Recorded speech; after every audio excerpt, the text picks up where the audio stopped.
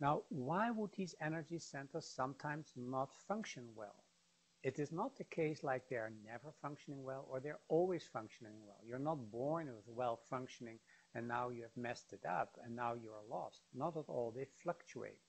The conditions that you are in make these energy centers fluctuate. They're so sensitive that one moment you can feel very happy and positive, and within a flash, not even a second, you might feel very upset. Why is that?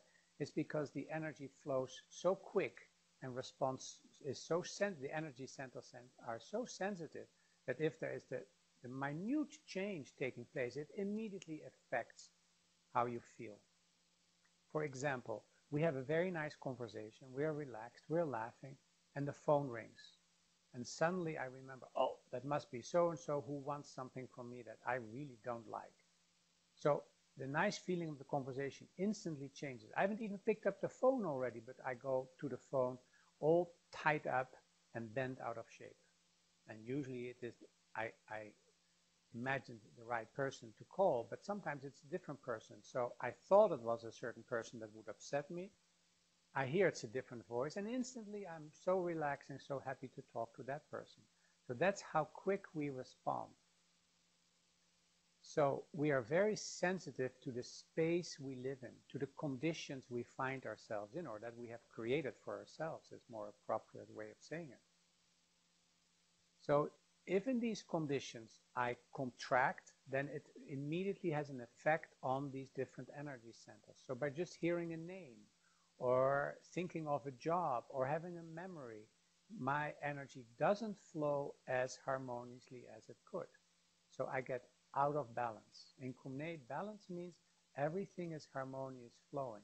You fall away from balances because of your contracting.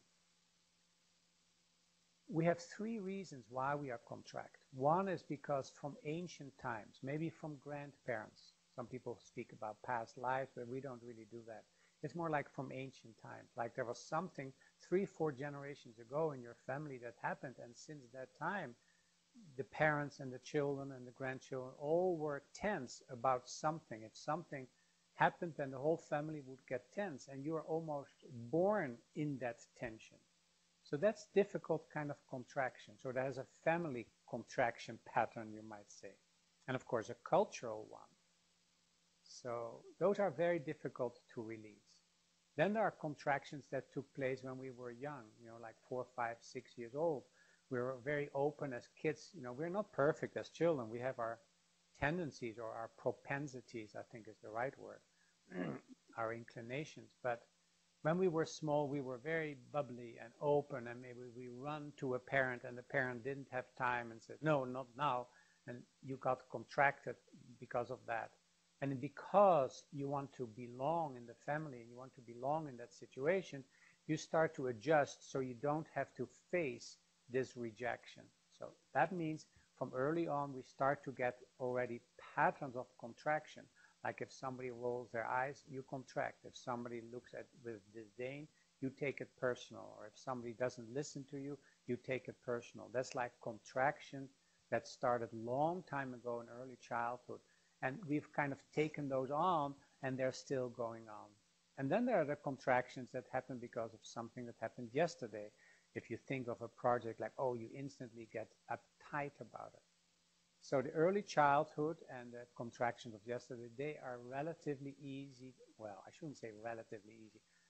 They can be dealt with by making the energy flow through the body. The roots of those contractions become looser.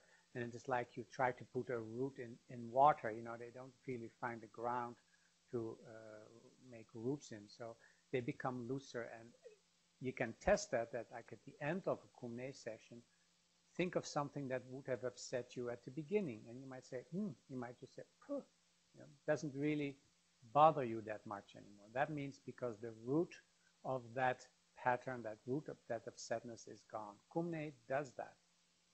So it is very important to acknowledge that there are blockages in the body. The blockages in the body are a result of contractions. And contractions could have taken place a long time ago, like you're born in that setting, early childhood, or recent.